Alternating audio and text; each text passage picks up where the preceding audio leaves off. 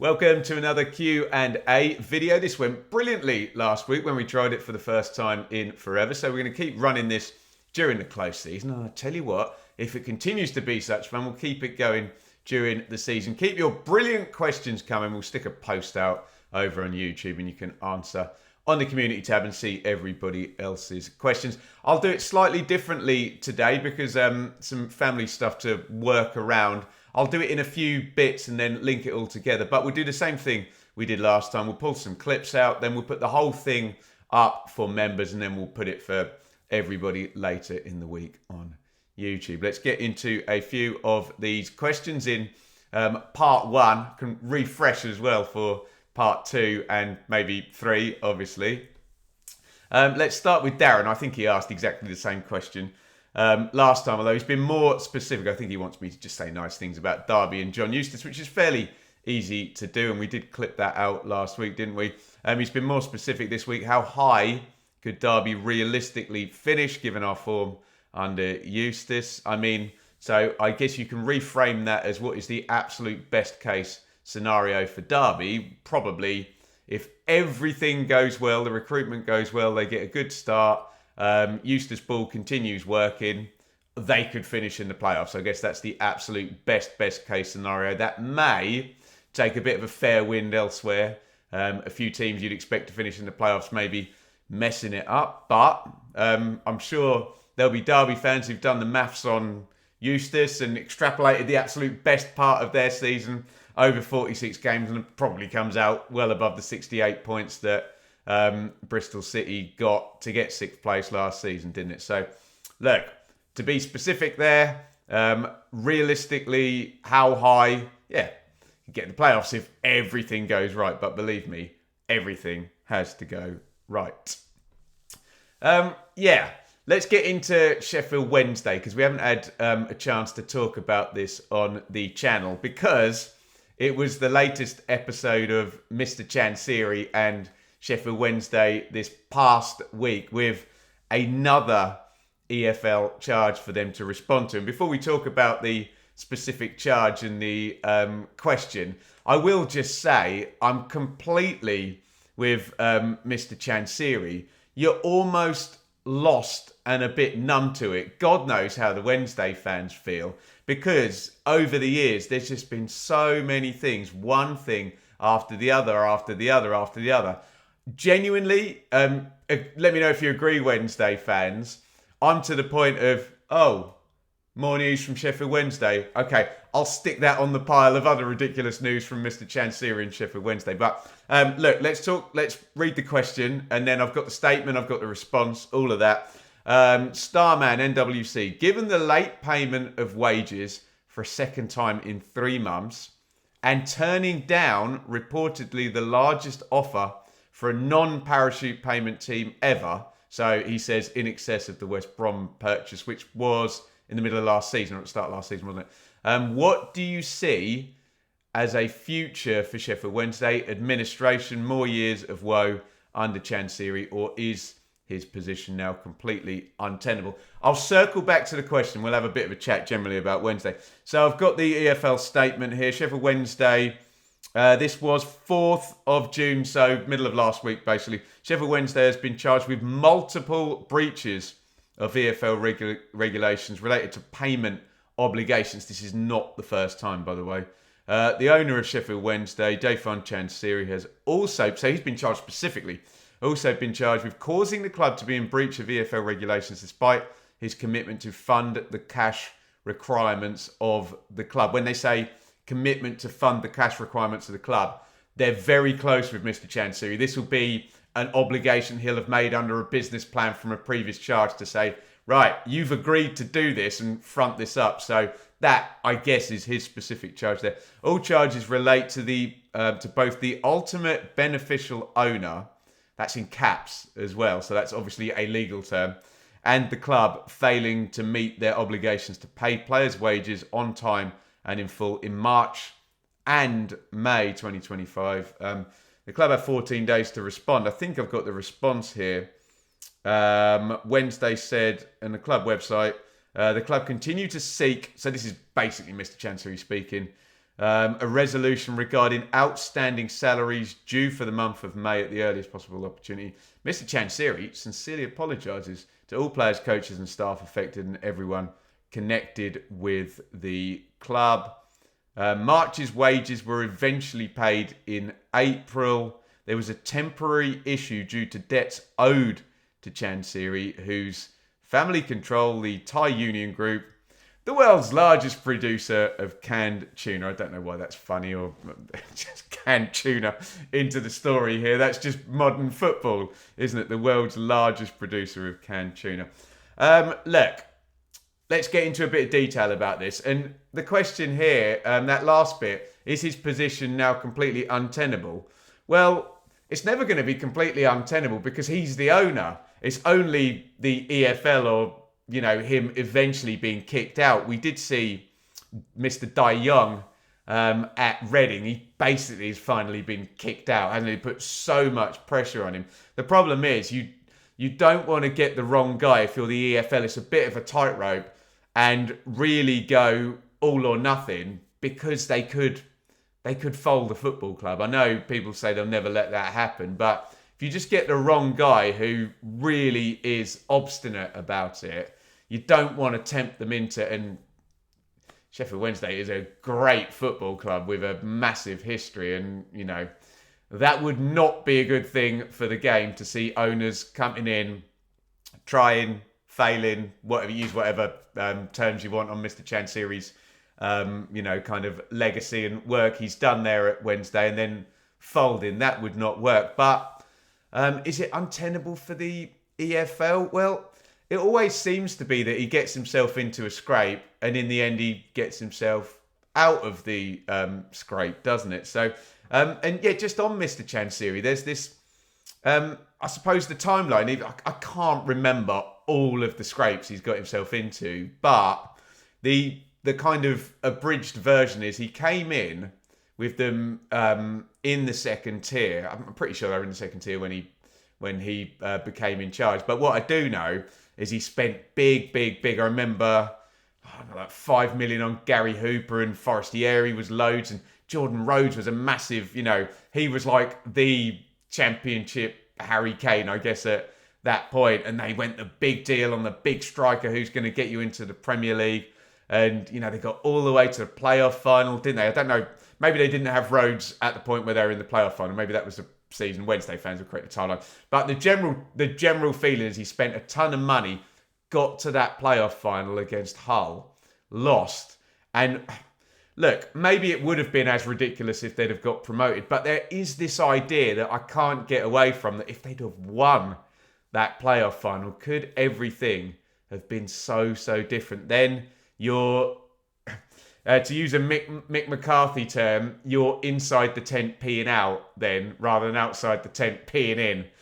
It's a Mick McCarthyism, sorry if it's coarse, but in terms of being in that top 23 now, which is horrible and ridiculous, but you either want to be receiving Premier League TV money or parachute money, and then you're so far ahead of the rest of the EFL, even if the worst happens, you just bounce between the two leagues and you're certainly at a massive advantage in the EFL, not the massive disadvantage that Wednesday found themselves in, because obviously the spending then resulted in them being the wrong side of PSR. We had the odd, I was going to say ridiculous, it was ridiculous, stadium sale. Which year of the accounts does it go in? Did it go in the wrong year? And then they breach and they get the minus points, don't they? And they're relegated with a points deduction, and they go into League One, and then they miss out, and then they get promoted from League One after the most ridiculous playoff semi-final you'll ever see, being 4 down to Peterborough from the first leg. And then before they've even kicked the ball, he falls out with Darren Moore, and then Cisco comes in, and that's terrible. And there's more stuff in the background about payments and whatnot. And then here comes Danny Rohl and kind of saves Mr. Chansiri's bacon, doesn't he, with a really good managerial performance last season. And it feels like Danny Rohl is still doing a good job, but under duress and mitigating circumstances here, he's got his hands tied a little bit. And you just wonder, have Wednesday got exactly the right manager, but working in the wrong circumstances? I know there's another question about Danny Rohl coming, so I'll keep my powder dry and answer that in a minute. They just might have exactly the right guy, and if he just had better circumstances, he could get them into the Premier League. You just never know. So what about the future there? Starman is asking and turning down offers. I don't know what his end game is, Chansiri. Does he think he can get a really good price and a really good sale, mitigate his losses and get out? Or does he still think he can get Wednesday into the Premier League if he plays this game for another 5 years, for another 10 years? And I always remember Mick Mills talking about Ipswich, my team, and Marcus Evans, who was a hapless owner, not quite on Mr. Chansiri's level. There were never any points deductions. And I tell you, how Marcus Evans exited Ipswich is exactly probably what they want what the Wednesday fans want Mr. Chansiri to do. Marcus Evans scratched a lot of the debts, sold to a really good owner, got out, and then, it got promoted twice straight after, which is probably annoying for Marcus Evans, but I'm sure he had stuff tied into the deal. But that's what Wednesday would want, pass it on to somebody and don't saddle them with, Remember Sunderland, where it was very much Ellis Short wanted to get out, and his way out was, well, I'll pass it on, but I'm taking all the parachute payments, which then meant Sunderland were definitely going to get relegated and had horrible obligations to sort out. And he also gave it to those, that kind of buffoonery ownership where we saw on Sunderland Till I Die. So that's kind of what you really don't want. I don't know. It is almost better that he stays around than he does a silly sale that means Wednesday are going to go back into League One and take more years to build up. I'm sure there's Wednesday fans in the comments will say, Ben, I'll take it. Give me League One and a new owner and a fresh paint of coat straight away. I said fresh paint of coat deliberately there before someone thinks I can't speak. They would take that as the solution. So I don't know. I genuinely don't know what his end game is. Look, people are always going to hold out in a negotiation for the most money possible, but there is a point where I can understand the frustration of the Wednesday fans of, look, you're not going to get a better offer than that, are you? But maybe he just looks at particularly American money and as well, look at what's happening at Birmingham.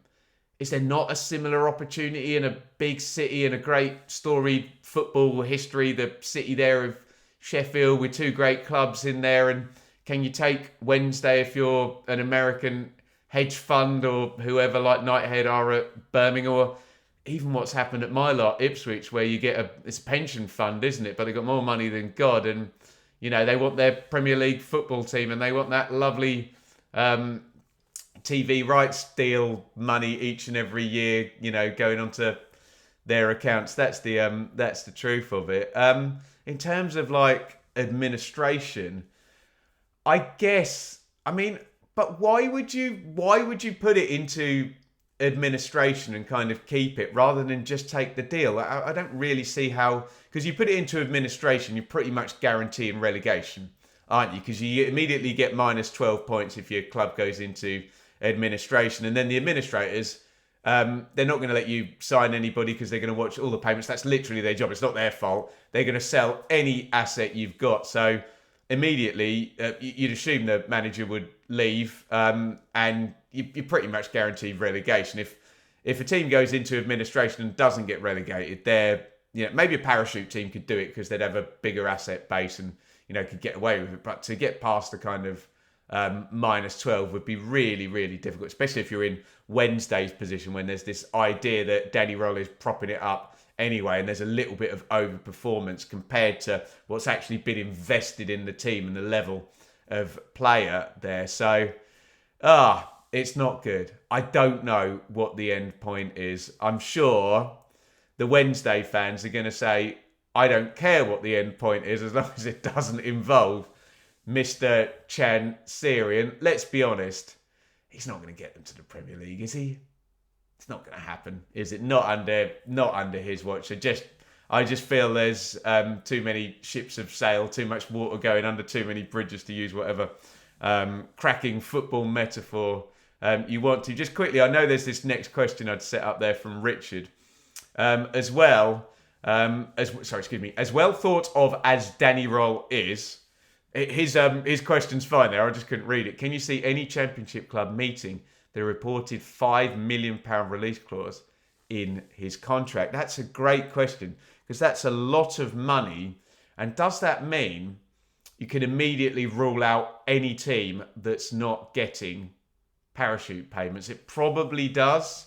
I know people will argue, and the great Bobby Robson, used to say this, that the manager should be the best paid person at the club, shouldn't they? They should be the number one guy. They're running everything. But we know players get more money than managers do, which is odd, but that's football. Well, look, would a non-parachute team pay £5 million for a player? Well, no, actually, Hull would, Middlesbrough would, Norwich would. So, look, maybe they could. And would Leicester? Well, Leicester might struggle because we think Leicester are going to have a knock on the door from the EFL. And if they go under an approved business plan, I don't see them getting through. Okay, EFL, we want to pay £5 million to get a manager, and we want to sack this manager, which is going to cost us, whatever compensation they've got written in with Ruud van Nistelrooy. Ruud van Nistelrooy. It's early, guys. So I don't see that getting through an approved business plan, if indeed Leicester go on one, which we expect they might. Southampton aren't going to take him. Here's an interesting one. Would Ipswich? I think they possibly would, wouldn't they? If, as we're expecting, we're going to have a nice summer of Ange Postecoglou out to Tottenham, Thomas Frank from Brentford to Tottenham, which opens up the Brentford job, and you would think, well, either Danny Rohl himself, Brentford had definitely spent £5 million, or Kieran McKenna to Brentford, Danny Rohl to Ipswich, that sort of thing. So, yes, I can see a handful of Championship clubs meeting the reported clause. Look, we'll put that out as an individual clip. What are you thinking on the latest of Sheffield Wednesday? What is the end game for Mr. Chansiri? Will they ever get away from this purgatory with him? How does this thing end? Let me know in the comments. DCFC Will, which manager / head coach do you think will be relieved of their duties first next season following match day 1, and how far into the season will it occur? I just had a look at the table, and that is such a hard question to answer. And the first thing to say is it is definitely going to happen. Some Championship club, well, let's answer the second bit as to when it will occur. It'll be before the end of September, so I don't know when the international break will be, like week 2 of September, so maybe about then. But obviously last season we had Ryan Lowe at Preston went out after 1 game, didn't he? So it's definitely going to happen. The problem I've got is there's so many clubs are going to have fresh start managers, aren't they? Bristol City will have a new manager. West Brom will have a new manager. Middlesbrough will have a new manager. I suppose Swansea have kind of got a new manager because that's permanent now. Norwich have got a new manager. Watford have got a new manager. QPR will have a new manager. Hull will have a new manager. Southampton will have a new manager. Hopefully not, but Ipswich might have a new manager. Leicester may well have a new manager as well. So there's not actually that many to pick from. So I have to pull something out of the air. My God, Chris Wilder, Sheffield United, starts badly. No, they're never going to. The thing is, he says relieved of his duties there. They're never going to sack him. Though, are they? Coventry, Blackburn. It's Venky's and it's Big Val. Is that combustible if they start badly? I don't know. Doesn't seem likely, does it? What about Wrexham? What happens if Wrexham lose their first 5 games and it's like, okay, Phil Parkinson, you took us through from the bottom. It's time to go. I've got no idea other than it will definitely happen. But what I will commit to is September international break is when we're going to get the first one, if there's not going to be anything absolutely ludicrous like Ryan Lowe after 1 game last season? Good question. GHJN5640. Do you think there should be a change in the promotion relegation system between League Two and the National League? I think it has to happen about 5 years' time. By the way, he's put loads of beautiful laid out options in the underneath the post on the YouTube community tab. So do check that out. And he's put loads of great ideas. My idea is very, very simple. I know lots of people like the National League playoff system. Not for me, Clive. So they go, and to be fair, maybe they're doing it because there's only one automatic promotion place, but they go 7, 6, 5, 4, play each other, don't they, to play against 3 and 2, and then the winner of that plays in the final. So how many games is that in total? I don't know if it's more or fewer games than, just having 2 legs and Bosch final. I guess it's more games, is it? I don't know. Can't sit and work that out in my head right now. But if I had my way, boring as it may seem, I would not have 4 teams relegated from League One. I would even that up. I'd have 3 going down. So I'd have 3 teams go up from League Two. I would then have 3 teams go down from League Two as opposed to the 2 we get at the moment. And then I would utilise exactly the same system we have in the EFL, in the National League. 3rd plays 6th, 3rd plays at home 2nd, 4th plays 5th, 4th plays at home 2nd, 1 off final. I know lots of people love to try and rewrite the playoffs every season, but I think, I always say it, since they removed the away goals rule, which was, I thought, really, really silly, given it gave advantage to the team that finished lower because the second game could go 120 minutes and have more time to score said away goal. I think they're pretty perfect. Don't change them, is what I'm saying. So I would utilise the EFL system in the National League. But look, I know a lot of people disagree with me. I know a lot of people would use the National League system in the Championship and in the EFL. But nah, keep it as it is. I bloody love it. No change. David, in the overall time you've been on YouTube and a content creator, how would you describe your time doing this? And would you have any tips and pointers for new people looking to try something similar? Wow. Man, I could speak for days on this because it's been my life, hasn't it? I'll come to the tips and pointers at the end of the answer, but let me just talk about how it's been. And it's so strange, this thing of YouTuber or content creator, because I don't know, maybe it's just my age. Maybe there are young people who do say, I'm going to be a YouTuber, I'm going to be an influencer or a creator or a content creator or whatever.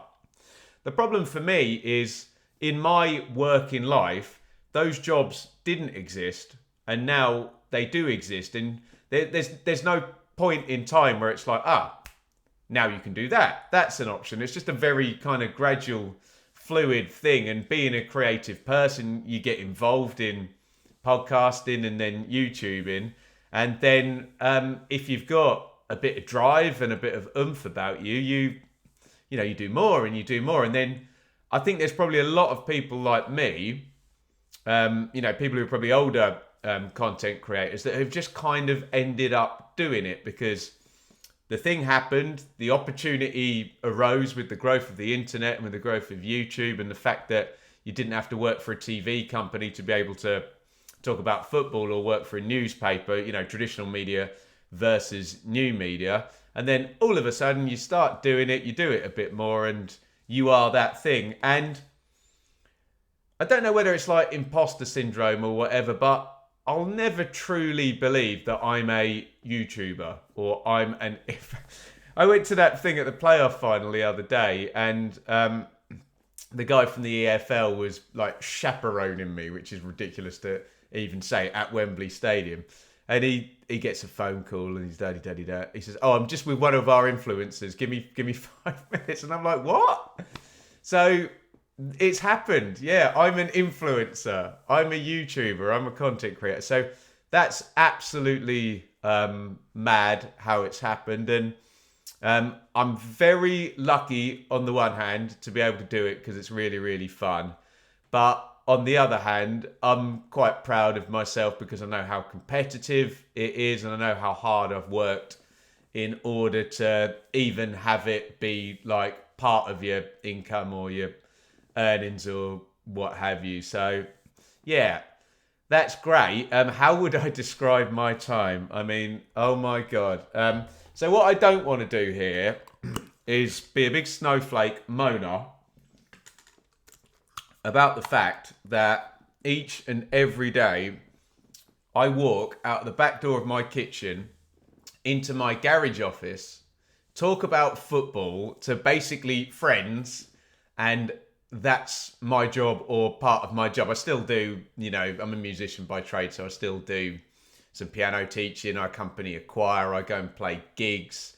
I do this little musical bingo thing over at the retirement village over there. So it's not my full-time kind of gig, and nor would I want it to be. But yes, there is good and there is bad. And I mean, the good is the kind of creativity of it, the buzz of it, and because it's football, and sometimes I'm a fan of I should try and shout out these channels if I can remember what they are. Trash Theory, which is like a YouTube channel who does deep dives on music and musicians. So for example, they might like pick out Prince or something and have a pithy title and do a big deep dive on how Prince did this or that or the other, when he masked up or whatever.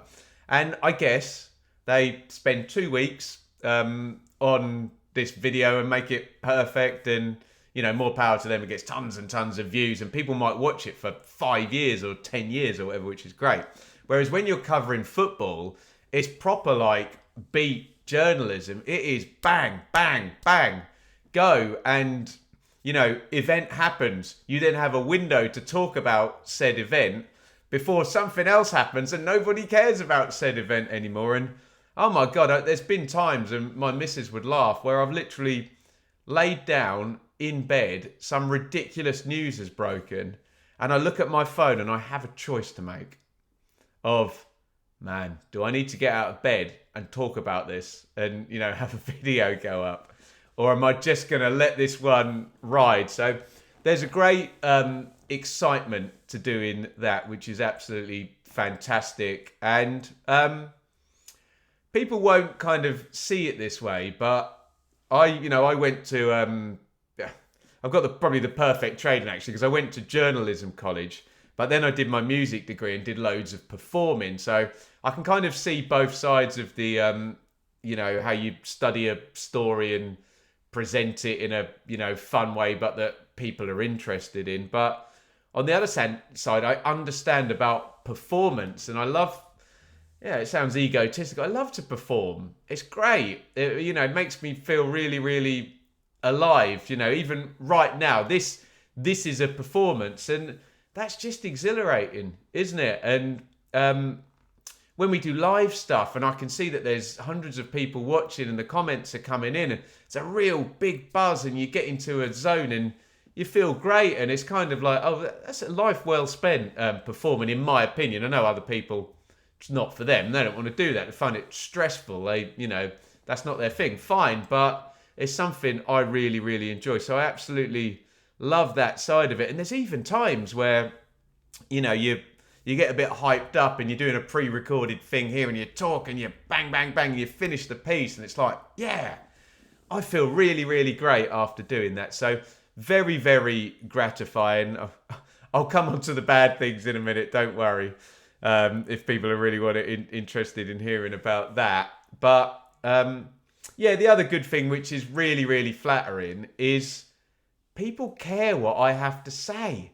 And people are interested in meeting me and chatting to me at football matches and whatnot, it's just crazy because there's so many football fans, so many knowledgeable fans, more knowledgeable than me, probably have better understanding of the game than me or specific things about it they major on. But I don't know, I guess I'm just enthusiastic and maybe I can promote my ideas, and I've had the opportunity and the privileged to be able to do this and to really push and keep going. And yes, there is two sides of that, and I understand if you've got no money and you're scraping a living and whatnot, it's very hard to sit there and go, okay, I'm going to talk to a camera about football for 2 years and make absolutely no money out of it in the hope that I can do that. It's more like, no, I need to go and get a job and do that and pay my wages, and you I don't know, you might have kids and situations. So I'm lucky that I was able to do it. But yeah, just brilliant, all of that side. There are downsides to it, I must admit. I mean, it is a grind, and it is never ending, especially with football. And every single day you're at it and you're like, what's the next thing? What's the next thing? I think that's tough. The idea that literally you put one thing up in this football YouTube thing, you get it up, you upload it, you have absolutely no time to be proud of it. You can't sit there and watch it and, I'm going to sit and read all the comments and sit and have a cup of tea and just watch my video and bask in the fact I made a video. You put the thing up and you almost forget about it. You go, okay, done, job done, next. What's next? What's next? That's really tough. That's a grind, and you almost have to have stuff planned out that you know what your regular week looks like and what's coming next, because that's stressful as well. Your views might be going down and you're not having a great week, and it's like, oh my God, what do I talk about next? What do I talk about next? It's tricky. So, and on the one hand, I like having a schedule and people I speak to regularly and regular shows that we do. But on the other hand, I quite like this closed season stuff where it's like, let's be creative. Let's talk about whatever the hell we liked. And of course, there's a good side to the attention, which is, people watch your stuff, people put nice things, you have great interaction, you have a buzz about doing it, you meet people, lovely, blah-de-blah, get nice opportunities. The bad side is that, human beings can just not be very nice, and some human beings are spiteful and jealous, nasty people. And some human beings, they're not trying to be horrible, but they just don't quite get the line of communication and how what they're saying is going to be received by the person on the other end, or even understanding that it is going to be received on the other end. I probably find that stuff harder to deal with than the actual people who are outright spiteful. So if someone's just outright spiteful and nasty, I'm fairly good now at putting that in a box, looking at it and going, oh, what a bitter, horrible person. They're probably just not happy in their lives, not happy in themselves. And, I feel sorry for them. And yeah, they've said the horrible thing, but it's just a bit sad, really. Whereas the people, and this is the kicker, it's when sometimes the hardest thing is when they're telling the truth as well. If someone says something spiteful, in my opinion, that is nowhere near as hard to take as when someone kind of clumsily tells you the truth. Especially if it's something that you have to reflect on. So, look, everyone's got a right to the opinion. If you're going to go on the internet and talk about stuff, then you can't really complain because you can do a different job where you don't do that. And the whole point of the platform is people get to comment and, you're putting yourself out there, and it is what it is. And yeah, it's a struggle. It's a struggle sometimes when people, they're commenting on my appearance. And like I say, the thing about telling the truth, they might say something about my beard going grey, and it hurts. I'm getting old. I don't look like I used to. And it's true. It's true. And that's the worst thing. And you would just hope if they just exercised a little bit of empathy and, oh, poor old Ben, woe is me. If they just exercised a little bit of empathy and gone, oh, he might be struggling with the fact that his beard's gone grey, and that might make him feel a bit insecure about himself, and maybe I won't mention that, and the thought doesn't enter their mind. It's just, oh, I haven't watched a video for 6 months. Look how grey your beard has gone. And it's like, oh, thanks. Really? Did you have to type that? But hey, we deal with it. We go on and on. And what I always try and do is I have got the most beautiful 3-year-old daughter and missus and life and family. And I try to go, right, stop, go and talk to your daughter. And this is not important. It's just not important, is it? You know, you'll get over it. So it's tough, the bad. And just on the other side, the sheer competition. Sometimes YouTube's quite good actually at they recommend smaller creators, and I'll see tens, hundreds of people trying to do what I'm lucky enough to be able to do, and talking about the Championship or Premier League or whatever. And I know that I'm probably like twice the age of some of these people as well. I know that if I don't keep my game up, keep going, be interesting, be fun, be entertaining, that they're taking my place. It's tricky. It's really, really tricky, and it's high pressure. Good and bad as there is in anything in life, in a bit of detail. Would you have any tips and pointers for new people trying to do something similar? So the first thing I would say is go for it. Do it. Don't talk about it. Don't worry about it. Don't make plans for your YouTube channel you're going to do in 6 months. Do it. Crack on. Get in there. Because the thing you're going to find is you're going to have to learn how to be a video editor, a camera operator, a script writer, a graphic designer, a sub-editor to do your headlines and whatnot in your video titles, a marketing manager, a social media manager. You're going to have to learn all of that stuff, and you may as well just crack on and do it and kind of enjoy the challenge, really. And I remember early in doing this, I remember talking to Jack from Talk Norwich City, and I asked his advice because we're going back seven or so years, I think, when I'm trying to start doing it as a bit of a hobby. I put effort in, and he was very young doing it, Talk Norwich City, Jack. And he said, just be super consistent. And that's what Matt SB, who I work with, says as well. You just be consistent. Just try and be really regular. If it's once a week, then make sure it's once a week, and you're going to do it. But you're not going to do it once a week for 3 weeks and then cry because you got no views. You've got to do it once a week for 5 years. And just keep doing it and keep doing it. Or if it's once a day, or if it's Mondays and Thursdays or whatever, just stick to it, keep doing it, keep doing it, keep doing it, and judge your results over a long time horizon. And be very, very thick-skinned about A, how hard it is, and B, I love the human race, I'm loving my life, and I'm very happy to be here, but B, you've got to be very, very thick-skinned about how unempathetic and kind of cruel the human race can be in terms of some of the feedback you are going to receive. So there you go. A little bit of insider chat about YouTube itself. We'll put that out as a clip, actually. That might be quite a fun one for people to interact with. Get in the comments on that if you have anything to say. LCY can edit. What club did you get your first football shirt? I'll get loads of blowback for this, won't I? Manchester United was my first shirt when I was a kid.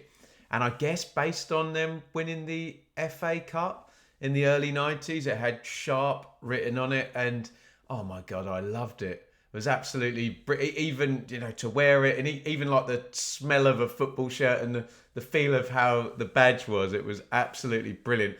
One thing that will make you chuckle though is the first time I got to wear it in PE, because other kids will wear football shirts, and I got one. I got sent inside. I got in trouble because the teacher said we could, Mrs. Bowyer, bless her, she said we couldn't play over near the trees because of the tree fellas on the pitch, so we had to play on the playground. And I think I went, oh, and moaned about it. And she went, get inside, away you go. And so I immediate red card. My first second in a football shirt. That may or may not surprise you there. Cara, first of all, Cara, thank you for all of your support in the watch-alongs this year. Absolutely brilliant supporter of the channel.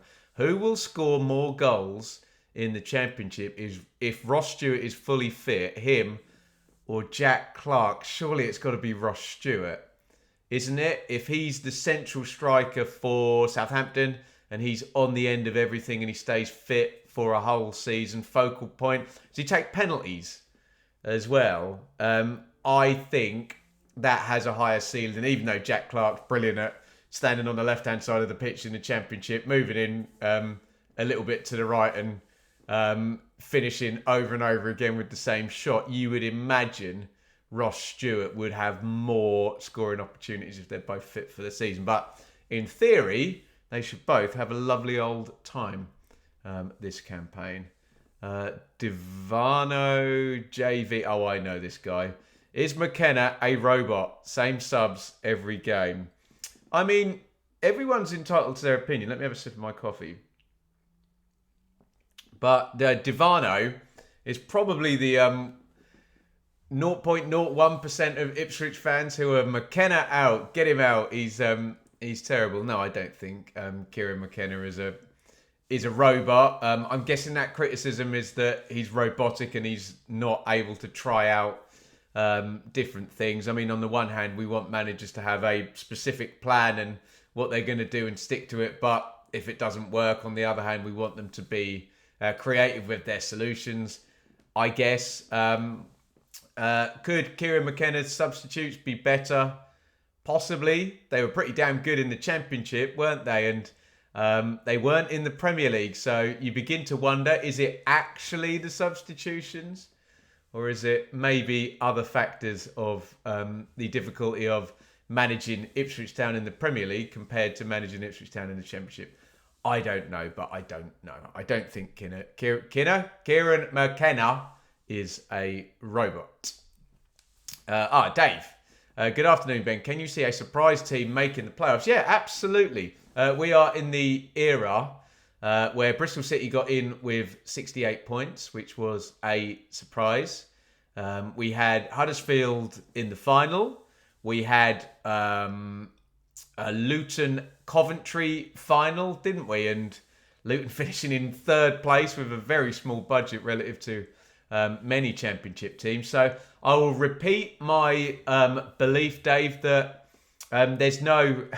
It's a bit like we can have debate about there's no middle class anymore. There's no middle level in the Championship, isn't it? You're either getting relegated with 49 or 50 points the past couple of seasons, or you're in the next group and you're not far off the playoffs. And seems like anyone who puts anything kind of tangible together can get in there. So I can absolutely see a, quote, surprise team in the playoffs. Eddie Mitch was hooked by the League One weekly pod as a Charlton fan, but will be pivoting, need more Championship content. Any chance of a weekly collab with Matt SB on Championship? Well, first of all, thank you so much. Really enjoyed doing League One with Matt this past season. He did all of the heavy lifting and the hosting, which was really nice for me as well, because on a lot of stuff I do for YouTube, I do all the heavy lifting and all of that good stuff. So it's kind of nice to be in the contributor chair and just talk and give your opinions. Really nice work if you can get it. Really good fun. Any chance of a weekly collab with Matt SB on the Championship? Oh, what do I say? We are talking. We are planning. Myself and Matt, of what will happen next season. So watch this space. I think it's fairly safe to reveal that we'll definitely be collaborating again today, because we enjoy each other's takes and we enjoy working together. So yeah, watch this space. And obviously, congratulations as a Charlton fan on the promotion, and thank you for the kind compliments about the show with Matt this year.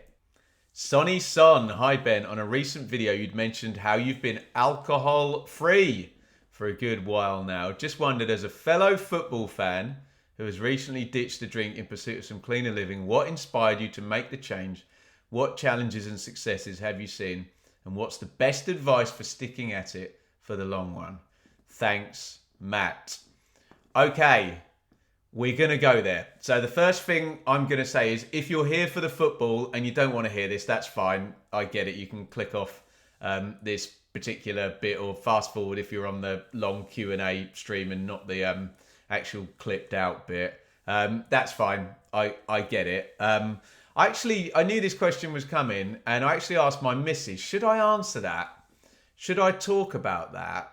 Because, it's kind of private, but sometimes it's good for you if you actually talk about stuff that is frankly a struggle, if you talk about it with friends and share it rather than, keep the struggle private. So I'm going to try, and hopefully I'm going to get supportive comments down there to talk about what has been a bit of a struggle for a lot of years, actually, in terms of booze and alcohol consumption. So let me start this off as well by saying I'm no better than anybody else. I'm not preaching to anybody. I've been asked a question and I'm going to answer it for me and for nobody else other than the guy that's asked the question.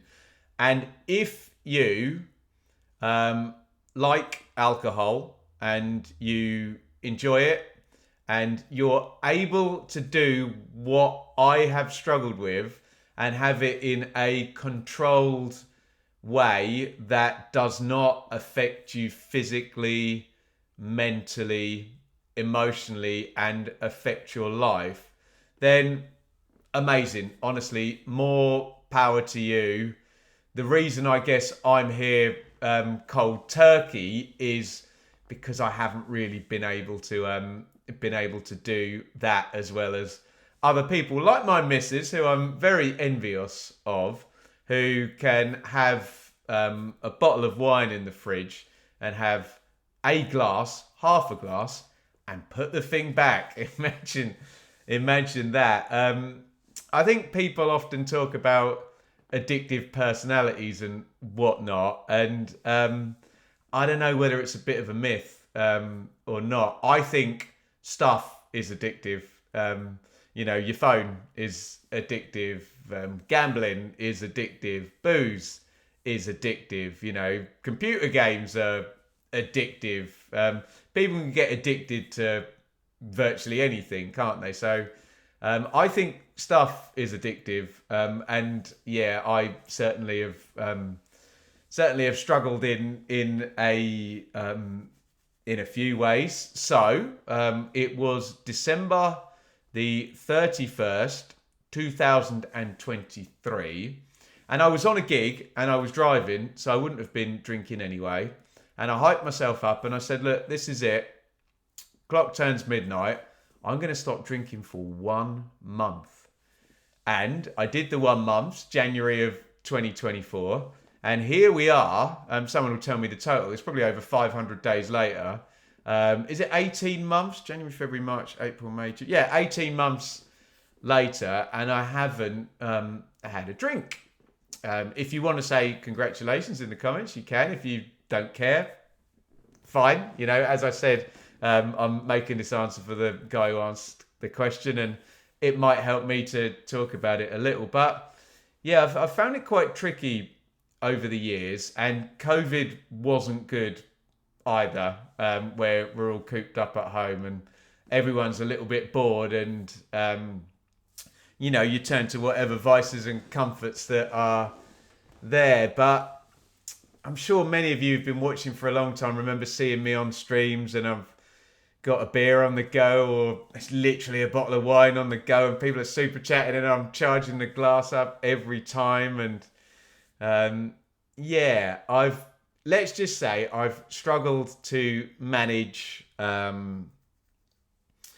just having one or two and keeping it nice and calm. And of course, that then affects you, physically, doesn't it? You carry a little bit of extra weight, I guess. And those people who've commented that I look a bit slimmer, maybe that's partly because I haven't been boozing for 18 months now. But I suppose on the personality thing as well, I did the first month, and then maybe I am a weirdo and I have got a strange personality. But then once it went past that, it went, well, I'd better not start again, hadn't I? Because that would make the month I'd done not be worth anything, which is nonsense. Why would you punish yourself for doing something good, and like the fact that you don't continue to do that thing that you deem to be good forever, that thing that you did was good isn't good anymore. But hey, that's what this brain is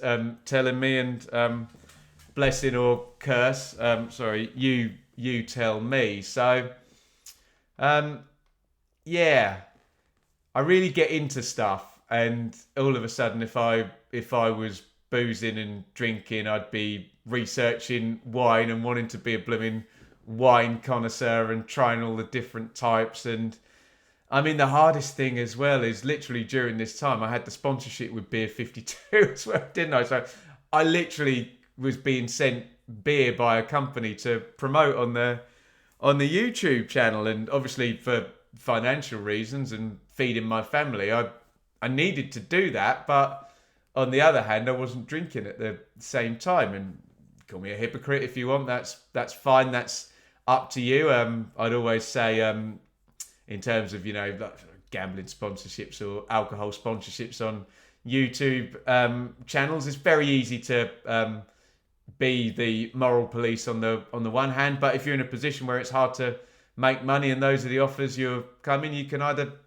say yes or no, and I don't have the luxury to say no. I'm afraid we are where we are financially, and you've got to do what you've got to do. But circling back to the question, I'm quite good when I feel some sense of pride about having done something. Whether it's like YouTube totals going up and you're tracking the subscribers and you're excited about that, or the number of days you haven't drunk for or whatnot. So I'm quite good when I get going. So honestly, the challenge of not doing it, once I got going, was okay. I was okay with that. And the strange internal angst and monologue of, oh, now I'm trapped in not drinking, because if I ever touch a drop again, then so that it was a strange sort of motivating factor. If it's about, I don't really ever think it's about motivation though, is it? It's about discipline and just, right,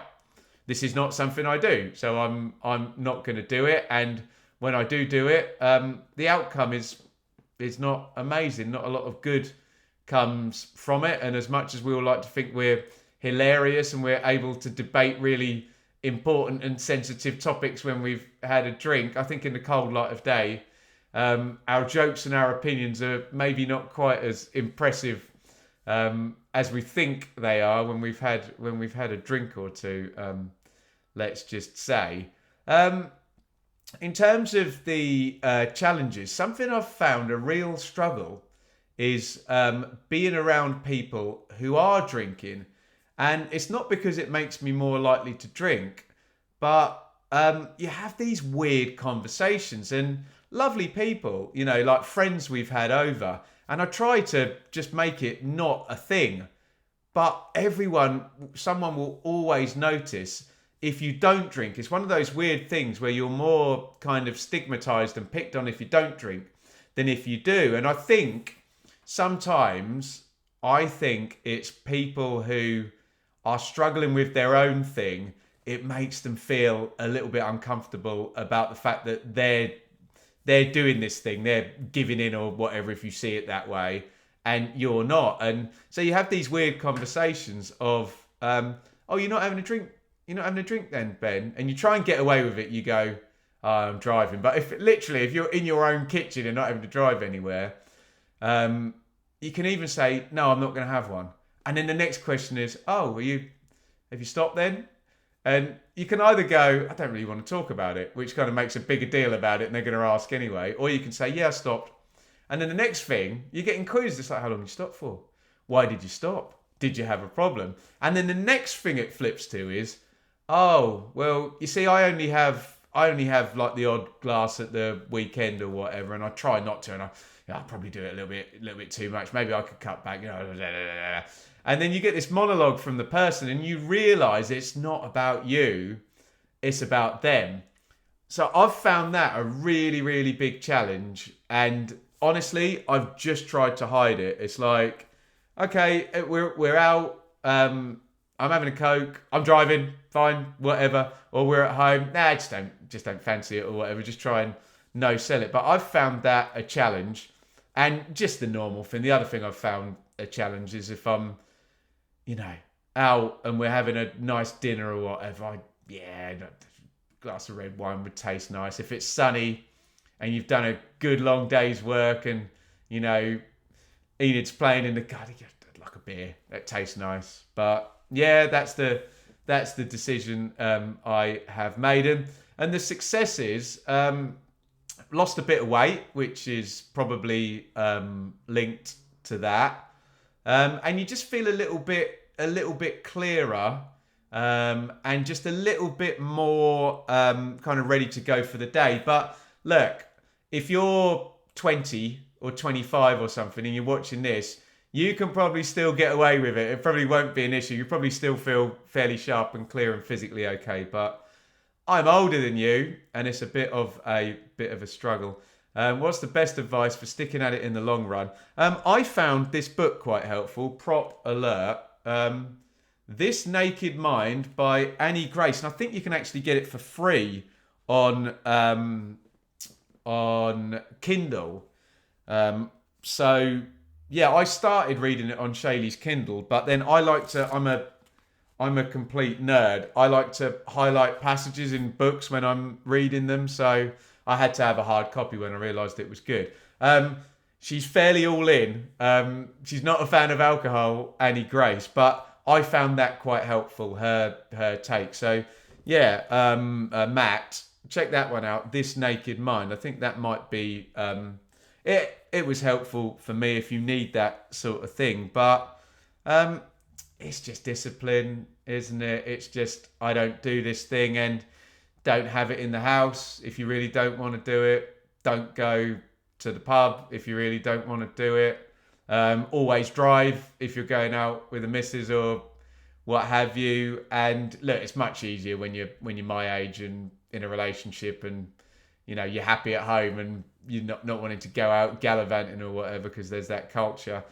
But there is also the culture, he says, as a football fan as well. So that can be tricky. So that is my take on all of it. Again, if that was too much information for you, fine, I get it. And, it's a one-off and we'll talk about the football. But I was asked. And again, I reiterate, I am not preaching. If you are able to do what I can't, and you don't end up 1 drink turns to 2, turns to 3, to 5, to 10.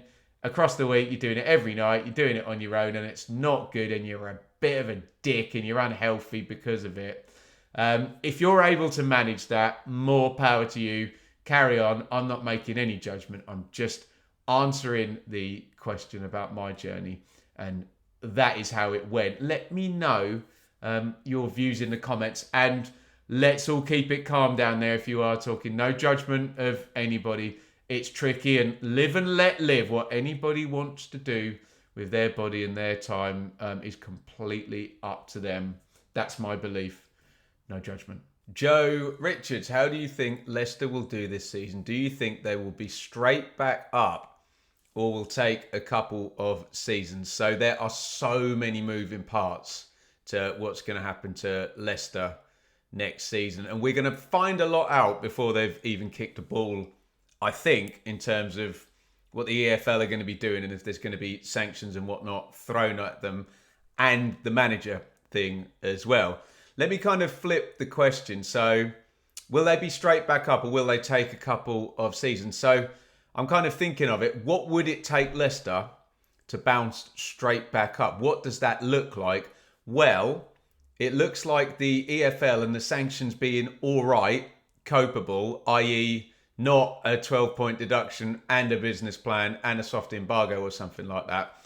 So maybe if it was a smaller points deduction like 6, maybe 8, they could still get in the playoffs with 8. Maybe they could still be promoted automatically with 6. I don't know. You saw the gaps in the table last season. And then we need to know about the manager, but we probably will know this before the season starts. And then they have to get recruitment right as well. We're wondering whether Hermansen or El Canous, a couple of people might be sold, and probably not going to be Ruud van Nistelrooy, might be Ruud van Nistelrooy, whoever's doing the recruiting there and setting them up. So there's a lot of moving parts, but for them to be promoted, you'd imagine it's got to be not horrible, crazy sanctions from the EFL, manager things sorted quickly, recruitment not massive carnage, and then away they go. The flip side of that is if it is 12 points, if it is a business plan,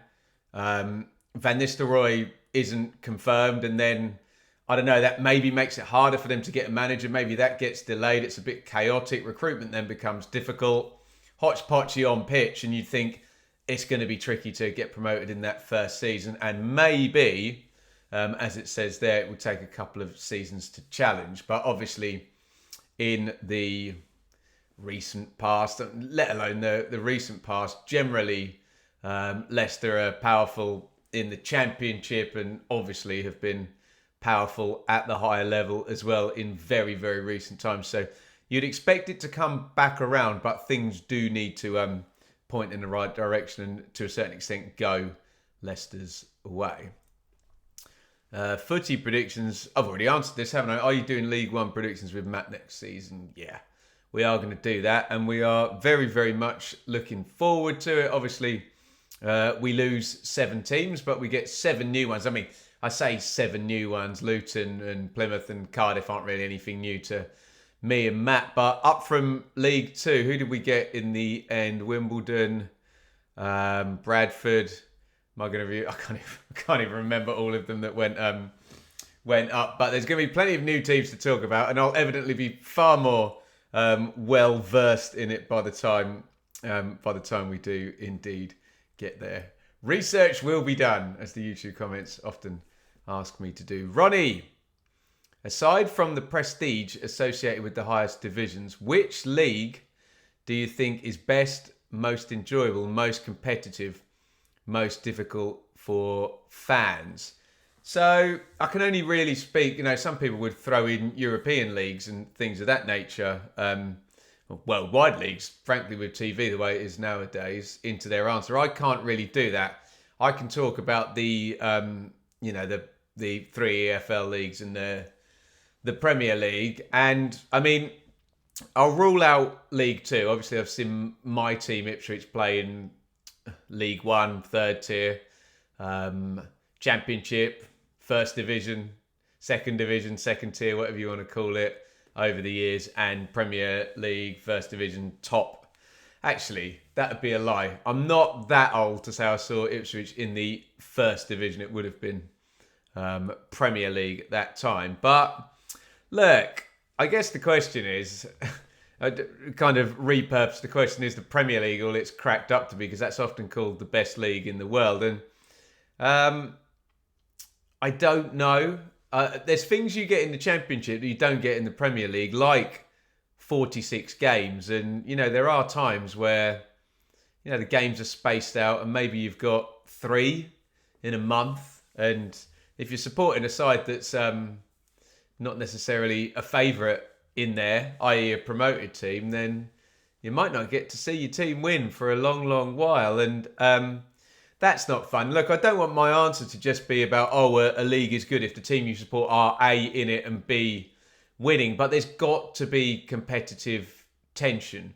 Like, even if you read a book or saw a movie where there's no jeopardy, the hero's just going to win, or, the villain's going to be defeated, just like that.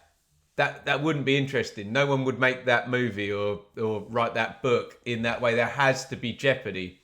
And I think that's the problem a little bit in terms of the Premier League. And it's not like the Championship is without its problems. I always kind of joke that where we are now with money kind of distorting the leagues, basically in the Premier League, you've got 3 teams come up who have way less money than the other 17, and then in the Championship, you have the 3 teams that come down have way more money than the other 21. There's this weird chasm crossing in between the wardrobe of Narnia, in between the Premier League and the Championship. So they're both pretty screwed up, just in a different way.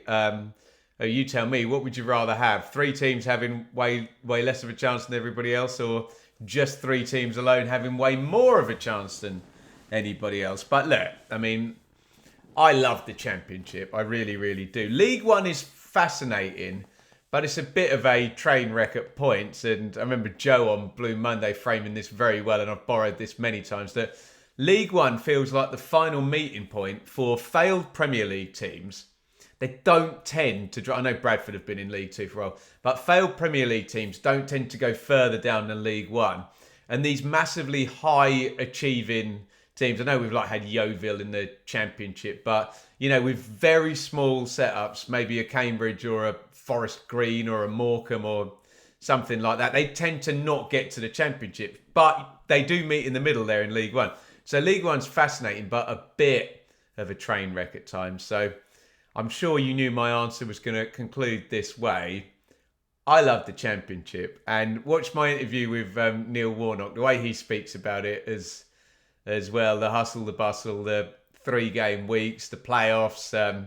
I'm sure people will bring into the conversation the lack of VAR. That's not necessarily a point that I would be as bothered about, but I think there are, if you're playing top trumps between Premier League and Championship, you can kind of have the Championship ahead on certain things. It's just that in the Premier League, though, that massive, massive star power is quite something, isn't it? But not for everybody, is it? If you're into community and just the team that you support and more even playing field, maybe the EFL is the place for you. Let me know your thoughts on that in the comments. Actually, interesting question. Simon, McCain or Aunt Bessie chips? Well, let me tell you, Simon, that us 3 here at Bloom Towers, me, Shaylee and Enid, well, Shaylee and I share a food subscription box that comes every Sunday, and Enid is a 3-year-old who has the kind of diet a 3-year-old has. So in terms of frozen potato chippy snacks, it's the smiley faces ones that Enid likes. She's graduated from letter shapes and dinosaur shapes and whatnot to smiley face potatoes at the moment. So it would be that. And I've got to say, in the food subscription, you do tend to get actual potatoes and not frozen to shove in the oven. So I would have my missus making real potato things. Then it's smiley face potato based snacks for me, rather than McCain or Aunt Bessie, as the question asks. Dan, what would Wrexham's expectations for next season be, and where do you think they will finish in the Championship next season? This is really, really interesting because Wrexham come up with Birmingham and Charlton, and we have a fair idea on Birmingham, what they're going to do and how it's going to work. We probably have a fair idea on Charlton, what they're going to do and how it's going to work. And, probably Birmingham are going to be in this part of the table and Charlton are going to be in that part of the table. Wrexham are really fascinating because they could really be anywhere, couldn't they? And there's a lot of kind of facets to it in respects of how they've found their way. I mean, the first thing I'd say is some people do pour scorn on us using the term momentum. I believe in momentum in football. I think if a team has a winning record over 1-2 years, I do think that's a thing in terms of mentality, and it can be a marginal gain. And let's be very frank about this. Wrexham's winning record is not over 1-2 seasons. It's over many more than that. Look at this. Second National League, first National League, second League Two, second League One. That's basically, they've been in the top 2 of the division they've been in for 4 straight seasons. So, I don't know, quick multiplication, 160, 170 games of football or whatever it is, and you're winning the vast majority of those over 4 years. That is a thing that does kind of soak into the, the kind of club, doesn't it? Now, everyone's telling me it's a big jump from League One to Championship, particularly for Wrexham. And I think it's a little bit because of maybe the way they played, who their manager is, the setup and perhaps the age of the team, and whether there might have to be some kind of pivot. Because what you would ideally like to do when you get promoted is do the same thing, hope some of your players step up, and then maybe you attract some better players to do the same thing that you were doing at a higher level. You don't really want to be tearing it up and making mass changes, do you? And it was just, let me just try and bring up some sort of stats and whatnot here. I mean, the first thing that pops up on the Wrexham stats for last season that's good news is they've got an 18-goal striker there in Sam Smith. So a lot of people simplify the game to have you got a goal scorer.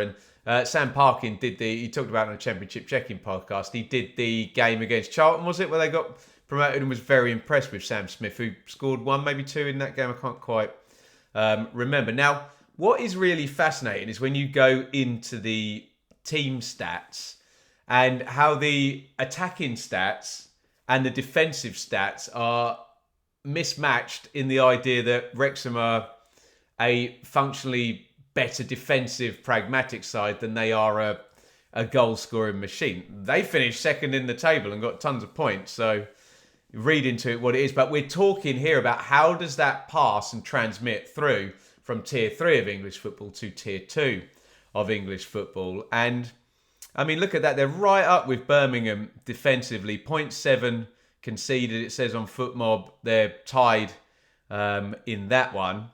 It says 24 clean sheets here to Wrexham and 22 to Birmingham. So, defensively, just very, very good. But then you start to get into the kind of attacking metrics. Wrexham 9th for goals per game, 13th for expected goals, 14th for shots on target.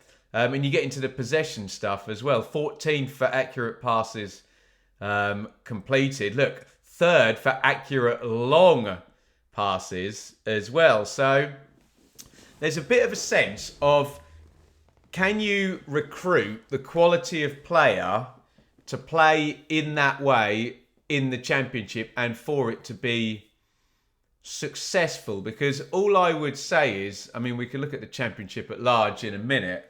Have we had a team that's been kind of defensive and pragmatic and been promoted? I think back to Warnock's Cardiff in 17-18. To be fair, Nuno's Wolves were quite defensive, but come on, they had their central midfielder, I can't remember his name, Ruben Neves, Willy Bolly, Diogo Jota. They had some class players, and it was more a kind of seen as a European style than just a defensive Phil Parkinson style, frankly. But I'm trying to think, someone let me know in the comments. I think there's a bit of revisionist history about Steve Cooper and Forest that they were particularly defensive. I don't think they were. I think they were very counter-attacky. People will say that Burnley this season were a defensive team, but I don't know. Just because you don't concede many goals, and I'll admit I watched a lot more of Burnley than I did in the Championship, than I did in Wrexham in League One. And Burnley very much kept the ball and tried to dominate the game. So I think the difference there maybe between Burnley this season and Wrexham last season is where Wrexham were in terms of possession and, did they want the ball, or were they okay to sit off and do what they needed to and be a pragmatic defensive side? I'm just not sure there's been too many of them be successful in the Championship in recent times. So, by the way, you can do what you were doing and do it with better players. And look, it's not going to be a problem recruiting players. Players are going to want to go and play for Wrexham. We all know that because of the setup there and, you know, the strategy they've kind of used thus far under Ryan and Rob. Let's be fair, you can completely revolutionise it and change everything. Or I suppose the middle ground is you can tweak gradually and, you know, move towards maybe a slightly different style that might be a bit more Championship conducive. But I'm not ruling out that the Phil Parkinson style could just work for Wrexham and they could be really good at home and people could really struggle to score past them, and they've got the momentum and up and away they go. Let me just address this age thing because I think there's this idea. We'll try and give you some actual facts here. What was the game that got promoted? So Wrexham 3, Charlton 0. Let me just bring that up. Line up age. Okay. 23, 22, 30, 24, 24. So across the back, they're fairly young actually there with Cleworth, Brunt, Longman and Okonkwo in goal. Then 27, 33, 28, 36, 35, 27. So, I don't know, average age of 28.6. I know we're talking about extremes here. I don't know what the average age for Sunderland getting promoted was, but that was the sort of polar opposite, wasn't it? So I do think they're going to need to maybe adjust slightly for age in that profile, and maybe a slightly different profile of player in terms of being able to look after the ball a little bit more in the Championship, which, I don't know, kind of takes you to Phil Parkinson then, who has been around and about for many, many years. He's got promotions to his name. Has Parkinson got a Championship promotion? Did Parkinson get promoted with Hull? I can't quite remember whether he's got one. I think he might have like a League One. Is there one here? I'm not seeing a career. Does it give me the honours here? Bradford, Bolton, Sunderland, Wrexham. Well, there you go. He didn't get promoted with Hull. I'm sure Phil Parkinson managed Hull. Did he? Maybe Footmob doesn't even go back that far. But look, I think that's been one of the interesting things that it's been Phil Parkinson for Hollywood Wrexham, where many might have thought that they'd want to try and do something hipstery and fashionable and big named and sexier or whatever than Phil Parkinson. But he's been their guy, hasn't he? And there's a lot to be said for continuity. There's a lot to be said for experience, isn't there? So I don't know. I'm really, really interested to see how this plays out. My hunch would be that they'll try and keep doing what they have been doing, and they'll try and be quite aggressive in the transfer market, and we'll see some big movers in August. And we've often made the comparison here on this channel to Mel Morris's Derby County, where he would constantly just be throwing in really experienced players for 3 to 5 million quid. I don't know, they'd get Jack Marriott and Martin Waghorn and Joe Ledley and Andre Wisdom, and all these people would just be ready to go, and they'd pay good money and good salaries for them. And obviously in the PSR days, nobody's really been able to do that. And let's be honest as well, in the kind of PSR landscape, Derby were very much a canary in the coal mine for, right, you're not going to be able to do it this way anymore in terms of spend and buy your guarantees, which is what Wrexham have done in their journey through League Two and League One. Let's finish this off, this long-winded answer on Wrexham here. Where do you think they will finish in the Championship next season? I think they'll do all right. I mean, obviously, I'm now infamously clipped in the Wrexham documentary on Disney saying I don't think they'll make the top 6 in League One, and they went ahead and made the top 2. I should probably double down now, being it's an even higher league, and say, well, it's going to be hard for them to get in the top 6 again. But there is lots of winning momentum there. They will recruit aggressively. There is continuity there, and whether it means anything, they're a big story, whatever they do, aren't they? So there's things that could go in their favour. I will sort of restate that I think out of the 3 promoted League One teams, there's the most dynamic range, I think, for where it could be. They could finish in the playoffs. They could go down. They could be right in the middle. They could be anywhere from about 18 different positions, couldn't they? But I think they'll be all right. And, you know, I don't think, put it this way, I don't think they're going to be in the 3rd and 4th tier of English football anytime soon. I think they're going to be around and about in the Championship, and we all know in the Championship you are one good season away from getting in the playoffs, and you are 3 games away from the Premier League if you do that. So whatever it is, it's exciting times for Wrexham. I'll probably fudge the answer around lots of detail there, but it's a very, very interesting setup, and there could be a lot of change. There could be absolutely no change whatsoever, and they'll just keep doing what they've been doing. Let me know your thoughts in the comments, especially fans of rival teams, Wrexham fans. How do you see it playing out? Will their current strategy that they've been using work, or are we going to see some evolution or complete bloody revolution over in Wales? Let me know your thoughts. There you go, guys. Look, costume change for you. It's literally a day later. I could not fit in answering all of your brilliant questions on Sunday, as I had attempted to, and it's been a long day through Monday, and we're now getting to just the final ones here. So thank you for your patience. Swiney, however that's pronounced. Now Manning has left Bristol City, and assuming a new manager isn't appointed by Saturday, there isn't a new manager appointed. Knowing us, this will be dragged out a while. Who do you think would be a good fit for City? Well, the first thing I'll say is Bristol City is a good job, but the timing isn't great because you're having to follow somebody who's overachieved. There's kind of 2 good ways to pick up a job. Either it's all been going really well and you're walking into something great, and I don't know, someone's retired or gone on to bigger and better things or something like that. Or maybe when it's bottomed out and there's a sense you can reset it and you get a bit of patience. But sometimes you don't really want the job in this situation where there's been a bit of an overachievement with Bristol City grabbing that 6th spot last year. Maybe like a year or so ahead of schedule in terms of Liam Manning developing that team into a playoff team. So I don't know. It's difficult because then the Bristol City fans are like, well, we finished 6th last year, and you know, maybe in reality, if they were like a 8th place team or whatever, you know, from the eye test that finished 6th and, you know, took the opportunity better than everybody else did, and now they're 12th, it was like I would have, you know, they've dropped 6 places, but in reality, maybe that's not actually that far below.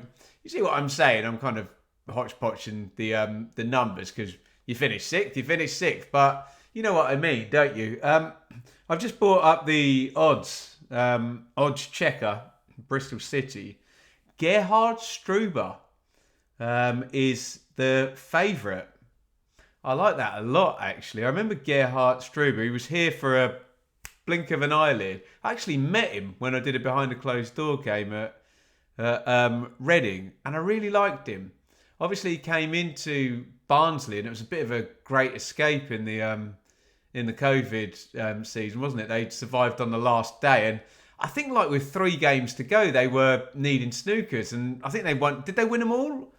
I think if they were needing snookers, they must have needed to win them all. There was a couple of late goals. There was an incredible survival feat by Struber. And what I really did like about him in that game at Reading, I can't remember the exact details. There'll be a vlog on the channel elsewhere. Someone got red carded, and he left 2 up front and still pressed. It was great. It wasn't like, okay, we're down to 10, stand behind the ball. And I asked him about it in the press conference at the end, and he was like, "What? You expect me to sit behind the ball? Nah, screw that. We're going for it," which I thought was a great answer and a great attitude. But there was a bit of a sense that he was ruthlessly kind of ambitious, and he was with the Red Bull group, wasn't he, before then? And I think he went off to New York to do that. So I think that'd be a good hire. Rob Edwards is second favourite. That would be fascinating as well, because you often get this sense with managers of, you know, was he just the right fit at the right time for Luton to become a Premier League manager. I suppose if you wind it back, look at what a brilliant job he did at Forest Green as well. So it's not been great the last sort of season and a half of Rob Edwards' career. Obviously getting relegated at Luton. I mean, you know how it is in the Premier League for promoted teams at the moment, but horrible in the Championship, and he looked like he had the weight of the world on his shoulders there. So if anyone needed a holiday and a break and a refresh, you don't become a bad manager overnight, but you can be scarred by the trauma of, basically setting Luton up there for a double relegation there. I think if he reflects, he probably should have quit. I know they're both to blame there, the Luton board and Edwards. He could have quit. They could have taken the decision earlier, but I don't think it was doing anybody any good, him hanging on. Do you remember after that Middlesbrough game? I think he did like another couple of months after that when they got hit 5, and it was like he was asking to be 5, but there you go. Interestingly, the next 3, Richie Wellens, Michael Carrick, Dave Challoner.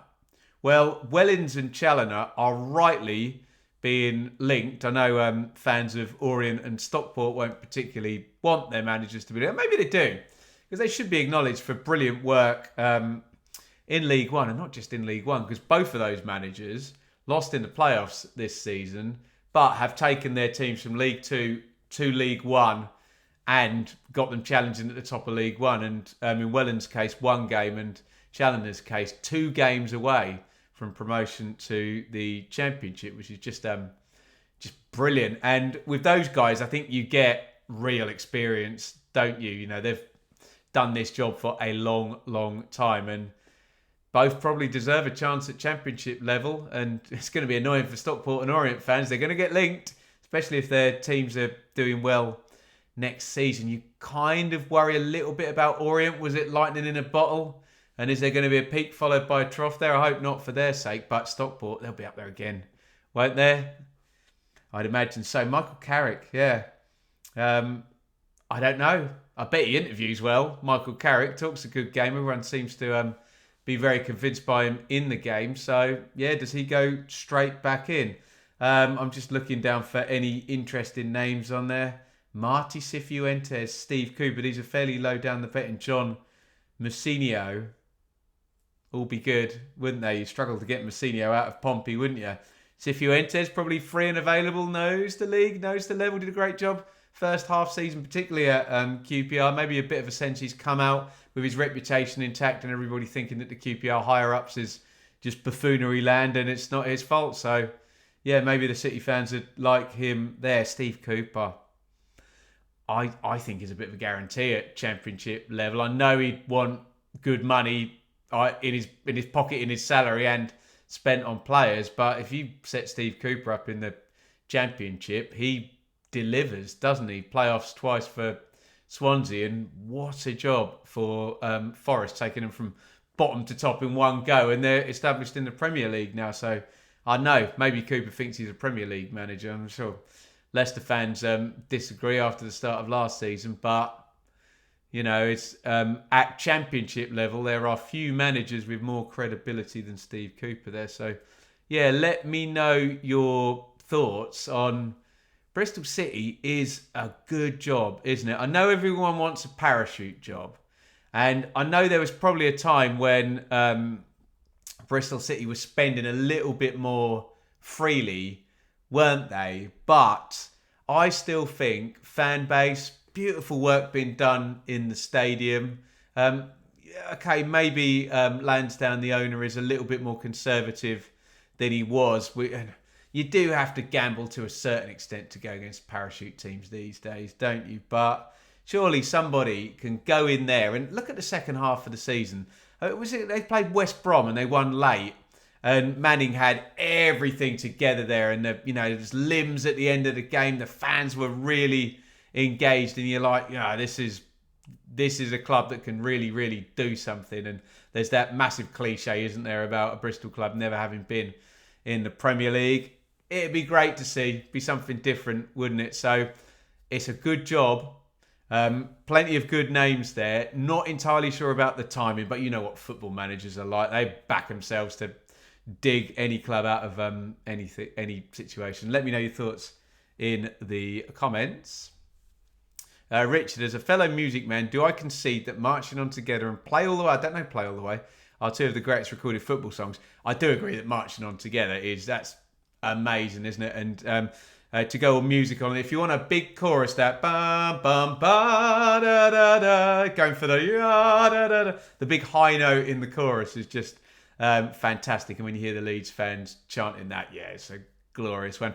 I often get asked about these, the club ones. So I won't talk about the club ones because I always mention Mull of Kintyre and Greasy Chip Butty, and the Millwall one all come down to the Den. So the Coventry one's got to be in there now. The Enemy, Live and Die in These Towns. There's some brilliant ones that have been in the EFL. But look, let's talk about the two England ones in the 90s as well. Three Lions and World in Motion. Although I think Three Lions is better than World in Motion. Nessun Dorma, that was the proper song.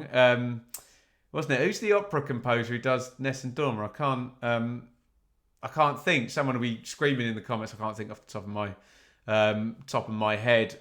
But yeah, Three Lions was incredible as well. But yeah, love Marching On Together, Richard. The Happy Abode. If Birmingham City don't reach a playoff place at the least, would you consider that a failed season back in the Championship?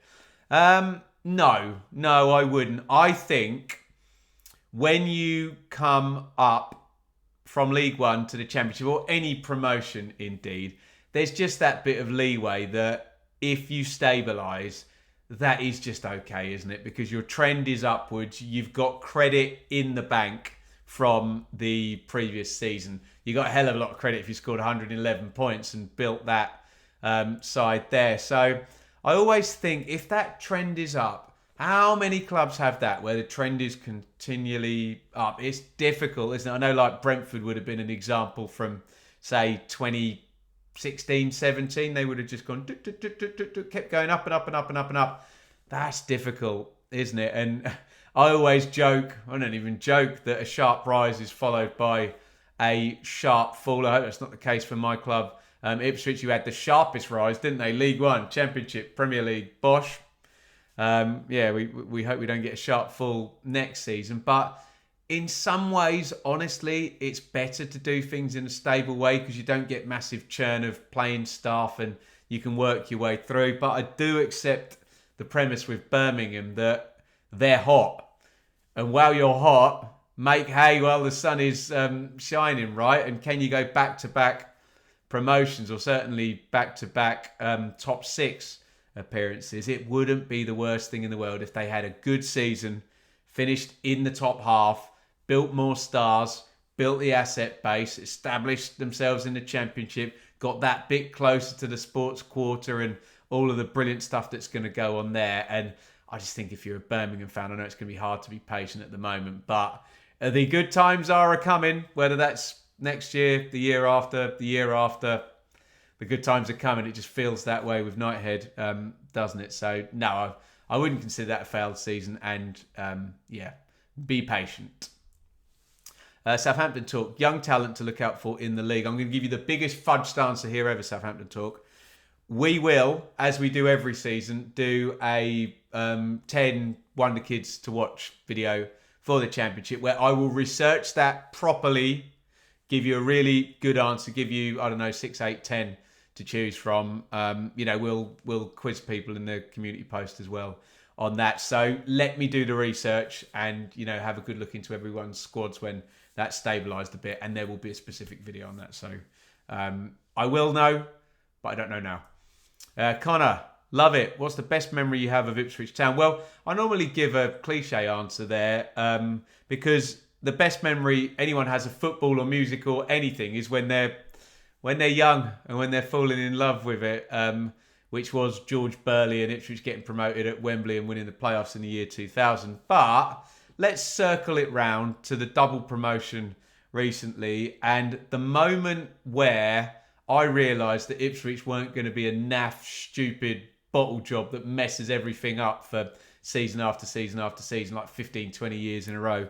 That occurred when Ipswich were in a massive head-to-head. They looked like they'd fallen short and they were coming really strong at the end of the season, midweek game away at Barnsley, to really put themselves in pole position to take automatic promotion, weathered the storm, and they scored back-to-back goals. It was brilliant. It was absolutely brilliant. Full away, and that away end at Barnsley is brilliant as well. Nathan Broadhead scored a header where it's difficult to tell from the away end that it just kind of snuck in at the near post, and it's like, have we scored? Have we scored? Yeah, we've scored. And everyone goes crazy. But then, the moment, look it up. It's glorious. Kick-off. It pretty much immediately from kick-off, Barnsley pile forward, Ipswich counter, George Hurst gets in a 1v1 pretty much on halfway with Mads Anderson, runs him, powers him, ragdolls him, gets it out of his feet from the edge of the box, just absolutely spanks it into the corner. And you were like, oh, I'd have taken 0-0 at half-time, it's 1-0, but then it goes 2-0 and you're like, oh my God. This is a winning machine. This team is going to get promoted. Not even Ipswich, with all their history of cocking it up, can cock this up now. They are really at it. And it was a beautiful realisation that for once you were not the supporter of a team that messes it up. And, they were going to do it in style. And they did. Planet Bull, how do you think Oldham will do in League 2 next season? Again, I'm going to plead the fifth on that. I don't know too much about what's been going on, but I know they won the National League playoff, didn't they, at Wembley. What I can say is, growing up, I bloody loved Oldham. And when you look into the story, obviously we had Joe Royle manage Ipswich as well. When you look at the story of what Joe Royle did there, and we had Ian Marshall as well playing out. I know he had a bit bad fallout with Joe Royle in the end, but do you know what?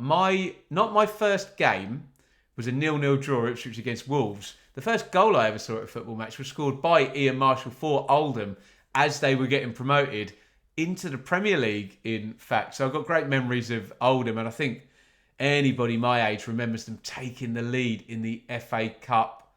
The semi-final, wasn't it? Manchester United went on and equalised and then won it, didn't they? And Fergie's building an absolute dynasty there. But yeah, great memories of Oldham. Great to see them back. Don't know how they'll do next season, but yeah, if anyone's got a better read on that than I, then let me know.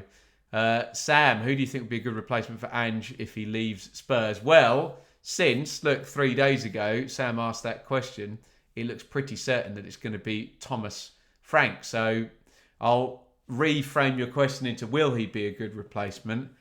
I hope so, but there's no guarantees, is there? When you go from someone, and it's the right time for him to do it. He deserves the chance to go and manage what would be considered an elite club with the infrastructure and, everything and the history around it, and having just won a title as well with the Europa League or whatever it was. Sometimes the whole big fish, small pond, and he's become a big fish, hasn't he? At Brentford as they've built up. And he was brilliant, wasn't he? And I do remember always when someone asked me about Thomas Frank, that playoff semi-final where he's holding up the watch and the whole stadium's marching to the beat of his drum. And yeah, good chutzpah, good charisma. Thomas Frank's done a great job for Brentford in the Premier League, especially. I thought they'd struggle without Tony. I really, really did. And then Visser and Mbeumo score a ton of goals. And it might be the right time to go if Mbeumo's going to leave as well. And, it's hard for Brentford to keep building stars and do it over and over again and have them taken. So I hope it's good, but it is a different animal managing a top six club than it is, albeit what a job Frank has done at Brentford. So I wish him luck. I hope he's the right replacement because I like him, but it's a coin flip, isn't it? It's a coin flip as to whether he's going to be a good replacement. Good luck to you, Thomas. Gary, do I think the Championship is better and more enjoyable than the Premier League? I've answered this earlier in the Q&A, Gary, so apologies. I should have put that with the other question. The short answer, as you'd imagine, from me covering the EFL is yes, and I've given many reasons why up there. And apologies, Gary, that your question didn't get hooked in for that one, but consider it there.